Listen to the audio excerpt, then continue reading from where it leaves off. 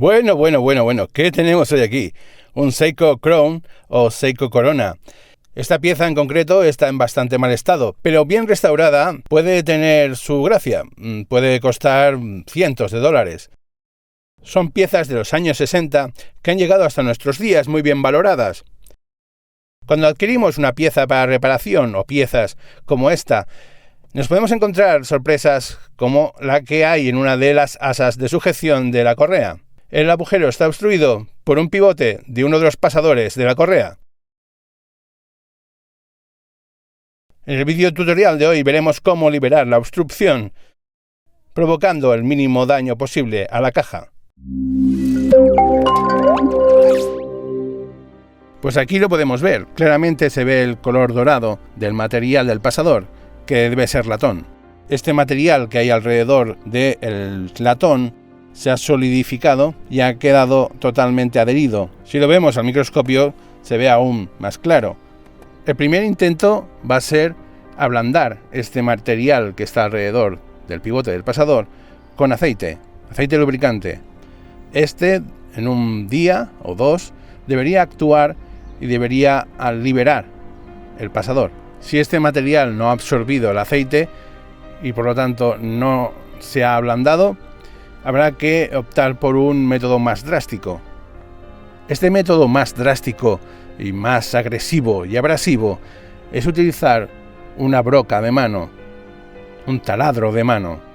El taladro de mano nos va a permitir modular esta fuerza. Si utilizáramos un taladro mecánico, sería muy difícil el modular esta abrasión, esta fuerza, y podríamos dañar el agujero. La forma de utilizar estos taladros de mano está muy sencillo, es con el pulgar ir moviéndolo, no tiene mucho secreto. Empezaremos con una broca bastante pequeña, como poco menos que la mitad del diámetro del agujero. Esta va a ser para realizar un agujero guía. Y empezamos la perforación.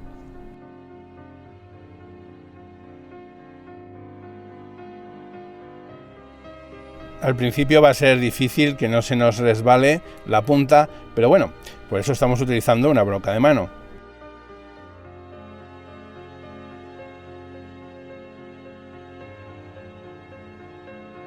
Una vez la punta ya ha hecho mella en el latón, ya es mucho más fácil el taladro.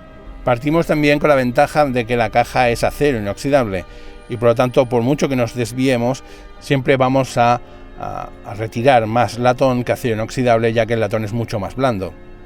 Si os fijáis, va saltando ya virutas de latón.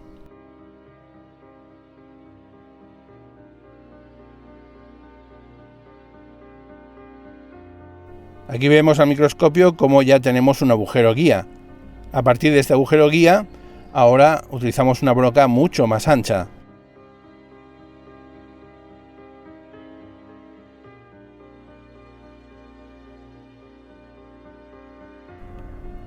Por último, con una broca casi del diámetro del agujero, seguimos perforando hasta eliminar todo el material.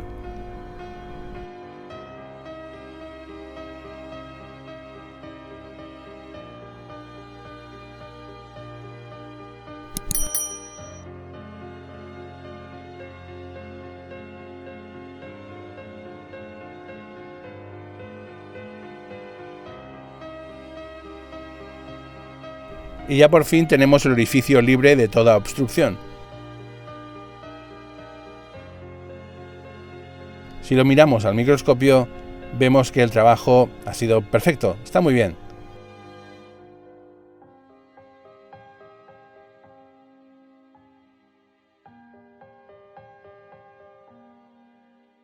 Ahora ya podemos poner los pasadores que fijan perfectamente. Y con esta pequeña restauración ya finalizada, y teniendo en cuenta de que vamos a ver este reloj más veces por el canal, pues aún quedan muchas operaciones de restauración que realizar sobre él, me despido. Ya sabéis, soy el relojero aficionado, y si os ha gustado tenéis los botones, y si no os ha gustado también tenéis más botones, y bueno, yo me suscribiría si no lo estáis, pues es una buena idea. Nos vemos en la próxima.